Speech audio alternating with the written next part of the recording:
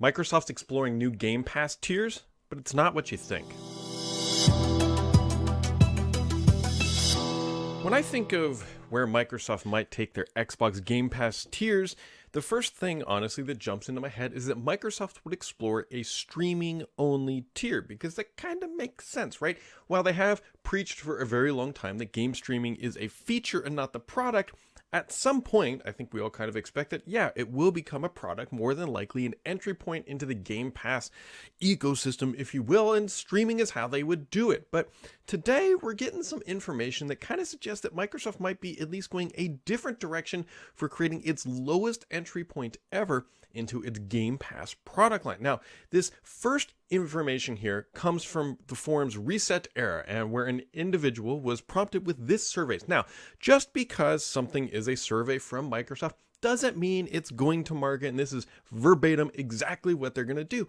But it does tell us that the company is like, look, we're looking for feedback, we're exploring options, and so this is what it is. Now, you may not be able to read what is on the screen, but don't worry, friends, I've got your translation. So what Microsoft is exploring here is an ad-supported version of Game Pass. Now, before you groan, because Microsoft loves to shove ads into everything, including the Xbox dashboard, you're going to get it for a lower price. So according to this survey, which again, don't get caught up in the pricing number I'm about to say here, because it could shift and vary and everything else, but for $3 per month, you would get an ad-supported iteration of Game Pass. Now, there are a couple caveats, including what they're exploring is a 6-month delay from game launches. So right now, for the higher tiers, at least what we know today, you get day one access to Microsoft's big titles, like especially upcoming Starfield. But with this tier, you would have to wait 6 months. And I believe that follows a very similar model that EA uses for its product, for its Vault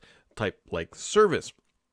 Also, and more importantly, is that this actually, I believe, would include Xbox Live Gold. So for $3 a month, $3 dues, you're actually getting a pretty decent value. And we know from market research that consumers are very, very, very, and I mean very price sensitive. And so by opening the Game Pass tier at $3 a month, that might be a great entry point. Now, the big downside to this is that it's ad supported. So what does it mean? Well, we believe that this would mean that before you start a game, and there's some more information which we'll talk about here in a second, you would have to watch an ad. And I don't know how frequently the ads would show up, but you're definitely going to be watching ads. I think probably very similar to like a YouTube-like model, where it's like, hey, you want to watch this video? Here's 2 ads. Well, they're almost always insurance ads or whatever. And then blah, blah, blah. You get to play your game for at least, I would assume, an indefinite amount of time until your next gaming session, which then the cycle repeats. You need to watch another ad. Now, do you have to watch an ad before you go into settings or anything else? I don't think so, because remember, at least in this scenario, you still need to have a console, because this does not support streaming. This is local gameplay only. So, $3 a month, watch an ad. This isn't a new strategy, by the way. We just saw Netflix do it as well. Remember, Netflix used to not do ads, and now they are. And same with Disney. So very clearly, consumers are speaking and saying, like, look, I'm okay watching ads for just a couple bucks a month and save myself some hard-earned dollar dues every single month. And Microsoft is very clearly not ignoring what the market is calling. Now, the interesting thing becomes here, my friends, is that because it includes the Game Pass and Gold, that's about $5 a month for Xbox Live Gold. It's $60-ish a year. Yes, I know there's caveats and discounts and other things, but let's just say $5 a month. Microsoft has very clearly done the math about what sort of ad impressions they're going to need to get to be able to recoup that cost. And clearly they think that $3 a month is justified, and that they already have an ad platform. Remember, MSN, all those widgets that get shoved to your desktop and everything that's trying to get you to MSN and Bing and all that. Well, that's where they make their ad money, and they also have that deal with Netflix as well. So Microsoft very clearly has a large ad inventory, and they're trying to expand that reach and make their product offering more compelling. And how else can you do that? By getting it in front of gamers. Now, there's some more details that potentially might even back up that Microsoft is going to market with this. Buddy Jez over at Windows Central notes that Microsoft recently got this patent, or applied for it, or is working through the patent, and it is for providing personalized content for unintrusive online game experience. The title pretty much says it all, but if you go into the actual if you go into the actual patent, it says a method for providing content to a user during gameplay includes determining that the user is interacting with a game provided by an online streaming provider and identifying a time frame with the game during which the user's interactions with the game are predicted to be below the threshold interaction count.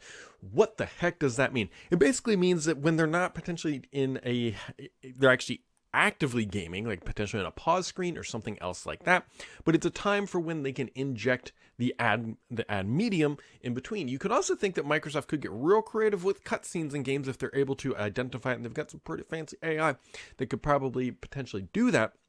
And so this patent is around doing that injection of ads at the right time when it's least obtrusive to the actual gameplay, but more than likely maximum amount of benefit to the ad impression. So will Microsoft do this? This is interesting because on one hand, Microsoft is looking for aggressive growth in its Game Pass tier, and we all know how price sensitive people are, and people very much seem to be accustomed to ads, and this could very easily be a way to do that. But the thing that kind of sits in the back of my noggin here is, does this dilute the tier experience that Microsoft has curated so far? Because right now it's a little interesting, because you think about it, right? They have Game Pass, they have Game Pass Ultimate, now they have Xbox Live Gold, and then they're going to have, what are they going to call this? Game Pass Free or Game Pass Low, Game Pass Entry, whatever they're going to call it, Game Pass Basic probably, or something like that. They're going to have 4 different subscription tiers, and they're too commingled, and it gets a little confusing. And that's why I think at some point here, Microsoft needs to hit the great reset button on these tiers and kind of configure them, which I still think if they're going to do it, it's going to be hopefully when they close that Activision acquisition sometime here in the next 6.5-ish months, if everything goes according to their plan.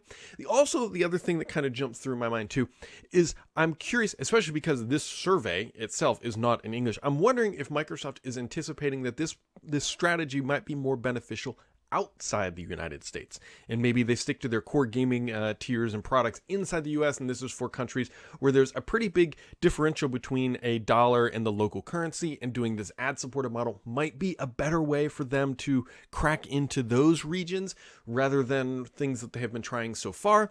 Either way, I think the important thing here is that Microsoft is not done toying with the tiers. They're very clearly looking to explore their opportunities, and obviously lowering that price floor is a big portion of that conversation, and $3 a month I think would attract quite a few different people to that.